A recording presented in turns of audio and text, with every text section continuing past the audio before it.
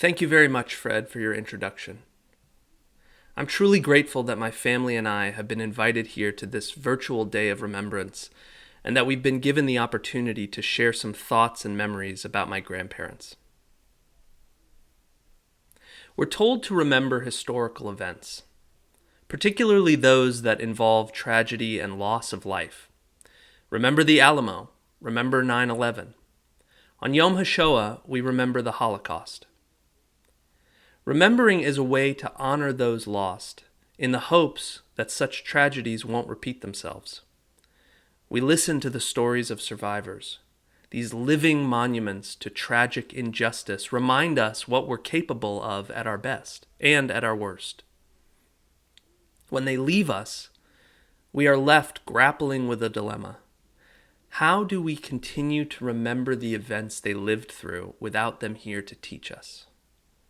Who can we look up to as reminders of what is possible in life, and who will show us that we can overcome anything life throws at us? My grandmother, Anne Klein, or Anu as we called her, died in the winter of 2012. Just 5 months before, she'd been dancing beneath the stars at a hotel rooftop in New York at my wedding. But that winter, we all gathered around in her small hospice room to say goodbye. We tried to soak up every last bit of what she had to offer. We shared in her joy and in her story. She requested songs, and we obliged, singing and playing fiddle tunes while she lay in bed sipping wonton soup and caramel milkshakes. Everyone listens when I start to sing. I'm so grateful and proud. All I want is to sing it out loud. Visitors poured in, and being quite the example of both generosity and boundaries, she accepted some and politely declined others. Hers was a dignified death, very much like her life, surrounded by those she loved, listening to music, and radiating quiet strength through pain. 5 years later, my grandfather, Sandy, or Apu as we called him, joined her. Although he declined a bit since my grandmother's departure, he spent the last years of his life staying very busy. He continued to attend classical music concerts, the opera, and art museums. He enjoyed going out to eat, watching Rachel Maddow, and reading articles from the New Yorker. I am so grateful that both of my grandparents were able to attend our wedding, and my grandfather even got to meet my son, Andy, his great-grandson.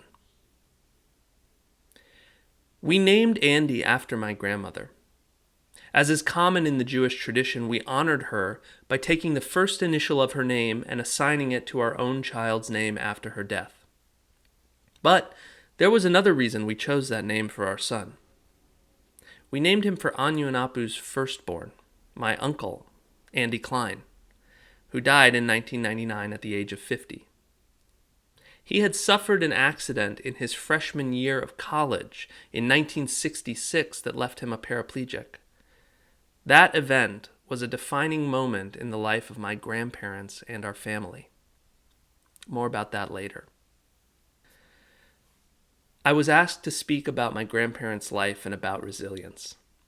And when referring to Anne and Sandy Klein and speaking about resilience, it's hard to know exactly where to start. But the beginning seems as good a place as any. They were born in Eger, Hungary in 1920 and 21. They'd known each other as children and attended the Jewish elementary school together. They were even in the school Purim play. Anu was a ballerina and Apu was a clown. They both took music lessons and would play duets together, Apu on the violin and Anu on the piano. Eventually, they became sweethearts. In 1938, big changes came for my grandfather.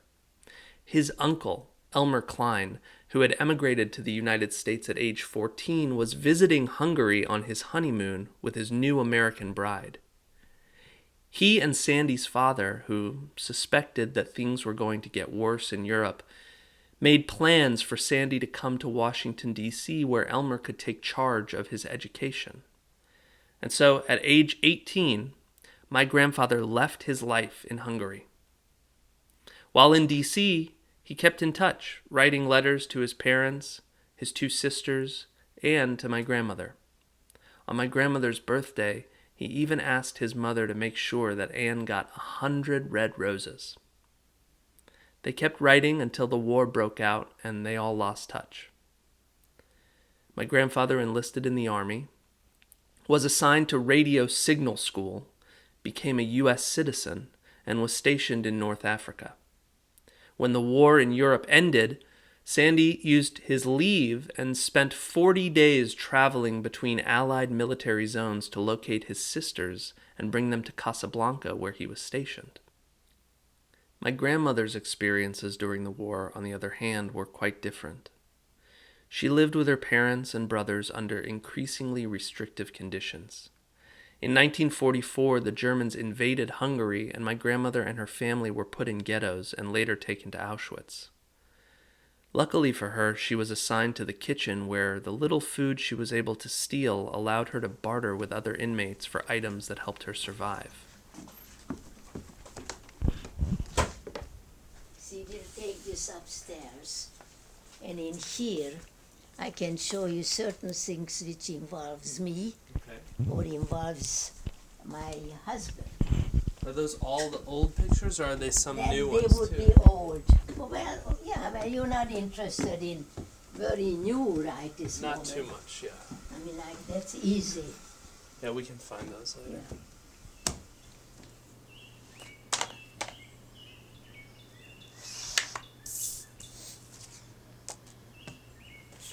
Sadly, Anu lost her parents and both of her brothers. As the war turned against the Germans, she nearly froze in the infamous Death March into Germany before being liberated by Russian troops. The journey was forever etched on her being as a bout of laryngitis brought on by the cold gave her sweet voice the unique raspiness that we all came to know.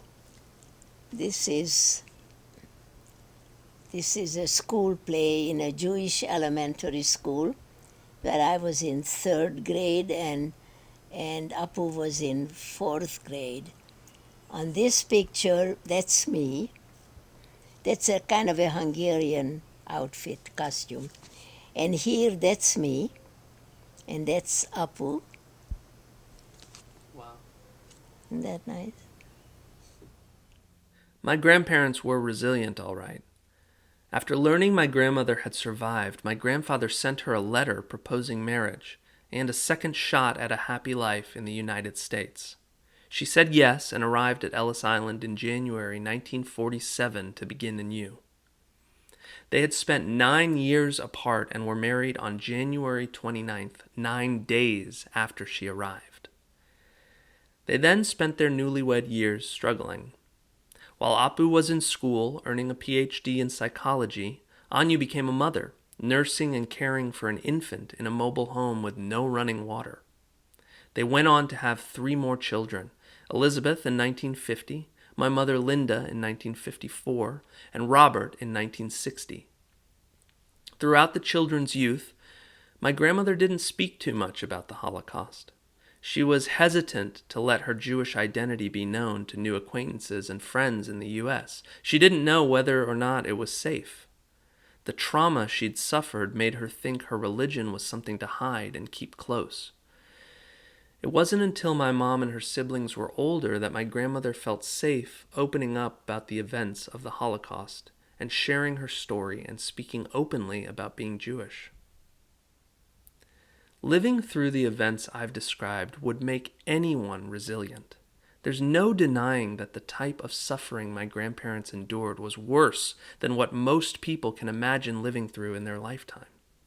The murder of several family members, leaving their homeland as refugees, starting a new life and a family with little to no familial support or financial resources. These are incredible and amazing circumstances to have overcome. And yet they did. Many who knew my grandparents marveled at their demeanor. Both of them radiated joy and enthusiasm. Both of them enjoyed meeting new people, hearing new stories, and my grandmother was particularly adept at making people feel warm and fuzzy with her generosity, her sweet smile, and her famously infectious laugh. They loved listening to classical music and opera together.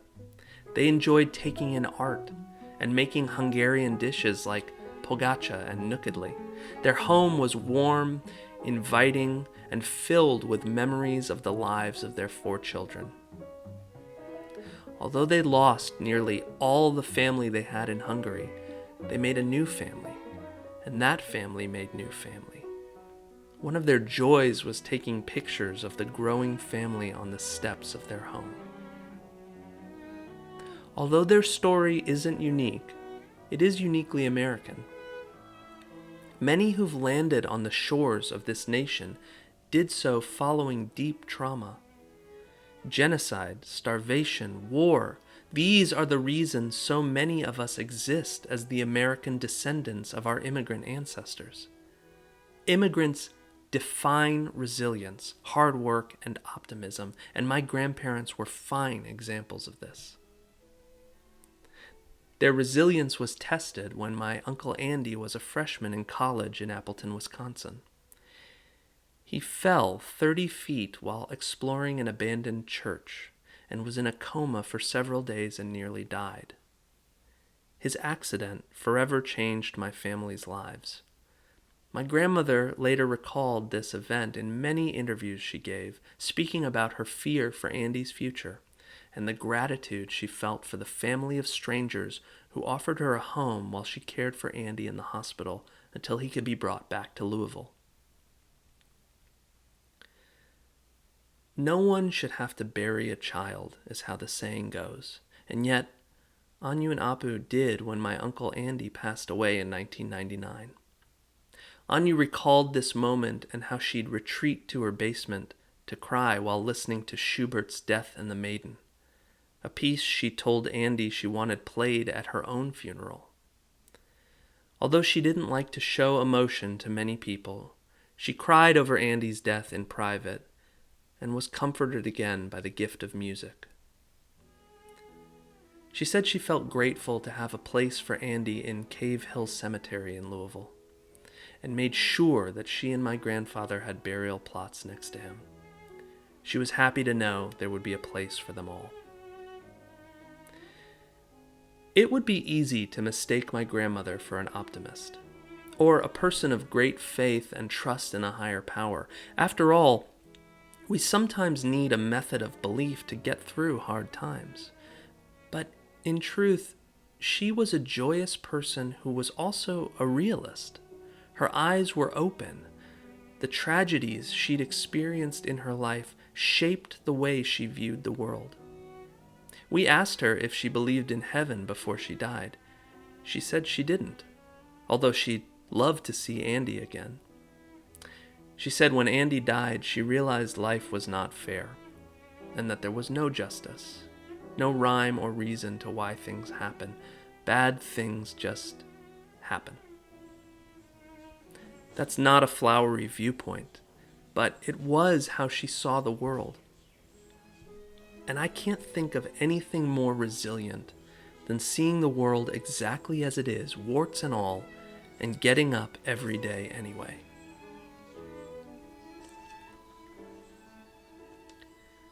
We now find ourselves at a place in history when it's hard not to see the warts and all world that we live in. I've honestly spent a lot of time feeling grateful that my grandparents haven't been alive to see the prominent rise of anti-Semitism in mainstream American politics, or to live through the global pandemic. After a year of the endurance test of isolation and boredom and grief brought on by the coronavirus, we're all left wondering how to cope and what the meaning of life may be. As my grandmother pondered, is there a rhyme or reason for any of it? What did Anyu and Apu do to overcome some of the greatest hardships in life? According to the American Psychological Association, finding resilience is not unlike building a muscle. There are methods and a practice to overcoming deep psychological trauma such as profound loss. Whether or not they realized it, my grandparents found and implemented many of these strategies in their own lives. Positive outlets. As a tool for survival, my grandparents found music. They found community, art, and food. They took classes. My grandmother loved Tai Chi and folk dancing. My grandfather read the paper and cursed at conservatives on television. They poured their love into their children, grandchildren, and our interests like music, sports, and theater.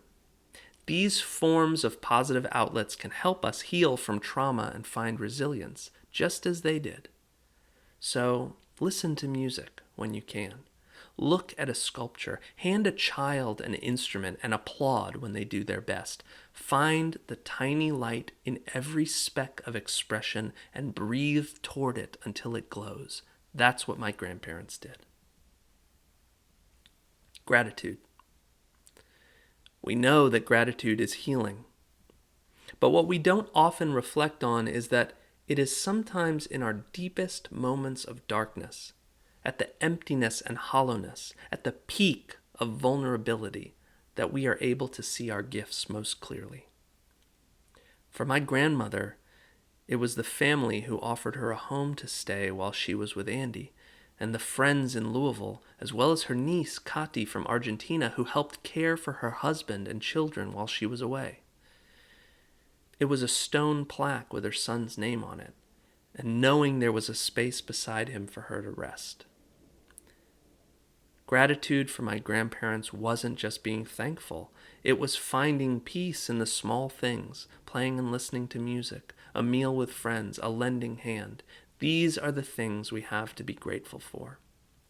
And I wish us all the clarity to find this thankfulness at every moment, but particularly in our moments of suffering. Purpose. Therapists call finding a sense of purpose the resilience or growth phase following a trauma.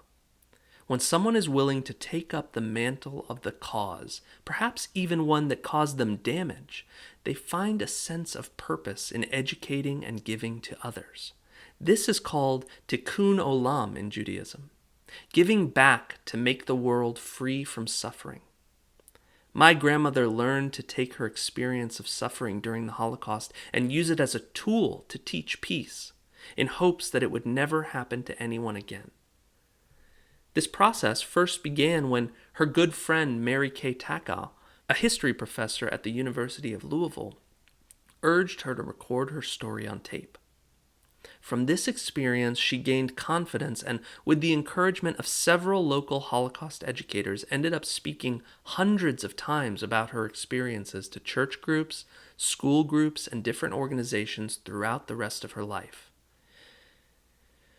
Her influence continued after her death with the passage of the Anne Klein-Fred Gross Holocaust Education Bill in March of 2018. Which was championed by students she had inspired at St. Francis of Assisi Parochial School. It requires that Holocaust education be included in every Kentucky high school curriculum. In opening up about her painful past, I'd like to believe that she found, if not joy, peace, knowing that she was teaching people how to create a better world by not repeating the mistakes of the past. Social support. Therapists say that social support is a powerful tool for healing and resilience. Finding like-minded individuals who have suffered similar trauma can create a bond and healing. For my grandparents, this meant not only finding support from friends and family, but also offering support to people in their community. My grandmother was involved in her children's schools through the PTA. She volunteered frequently and sometimes played piano for school plays. She became a mentor to a young teenager, remaining friends with her throughout her adult life. She helped several Hungarian refugees adjust to life in the United States. Before her death, she encouraged her children to set up the Anne Klein Memorial Fund for Holocaust Education through the Community Foundation of Louisville. This fund has assisted students to visit the United States Holocaust Memorial Museum in Washington, D.C., and has sponsored Holocaust educators to attend programs in Poland. My grandfather was also very civic-minded. He served on the board of the Park Duval Community Health Center. He was one of the first child psychologists in Louisville, and I know that many adults later told him how much he had helped them as troubled children. He welcomed friends and relatives into his home, listening to their problems and offering support. He also passionately promoted opera to anyone who would listen. My grandparents supported each other. Theirs was a love warmed by shared experience, a shared homeland, and shared suffering. This is what deep love can be made of. This is another way we can give and receive support. We named my son after my grandmother, but we also named him for her Andy. You see, my wife knew that as a mother, there would be no greater gift to give than to keep the memory of another mother's son alive. But I've also always believed that you should name a child for the person whose gifts you'd like to bestow. And for my son, I can think of no greater set of gifts than to be just like my grandmother, just like Anu. My wish for him is the same for all of us, that we find strength in adversity, that we reach out to others for support, that we find joy in the everyday gifts of music, food, love, and laughter, that we find purpose in sharing our stories, and that we feel deep gratitude in the depths of extreme vulnerability and suffering. My wish is for my son Andy to be like Anu and Apu. My wish is for him to carry on their legacy in the practice of living life to its fullest, despite and sometimes because of suffering. I believe we now all have the opportunity to practice these skills. In the midst of uncertainty, of reckoning, of illness, of isolation, may we find a way forward looking to the examples of people like my grandparents. For we are the ancestors leading the way and carving a path for those yet to be. How we weather this storm will light the way forward for people like my son. And so we shine as dimly and hopefully as a flickering, fragile light in a dark night, remembering that all we need to do is keep going. Resilience is simply the practice we find along the way.